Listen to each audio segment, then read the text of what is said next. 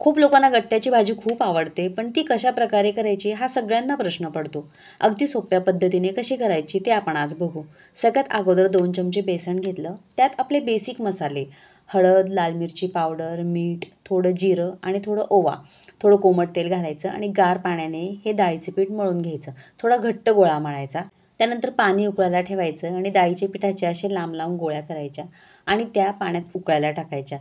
सगळ्यात महत्त्वाची ओळख म्हणजे आपले गट्टे शिजले हे कसे समजायचे, तर ते पाण्यावर शिजून झाल्यावर पूर्ण तरंगतात तेव्हा आपण समजून घ्यायचे की आपले गट्टे हे पूर्ण पद्धतीने शिजलेले आहेत. त्यानंतर आपण फोडणीची तयारी बघू.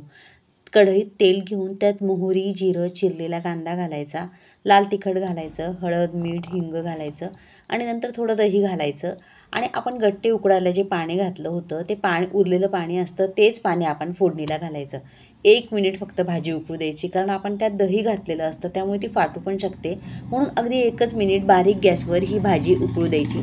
आणि गट्ट्याची भाजी म्हटलं की डाळ बट्टी ही आलीच. बघा एका बाजूला माझी बट्टीसुद्धा पूर्ण शिजलेली आहे. डाळीला फोडणी देऊन झालेली आहे. मी मस्त डाळ बट्टी आणि गट्ट्याच्या भाजीची मज्जा घेते.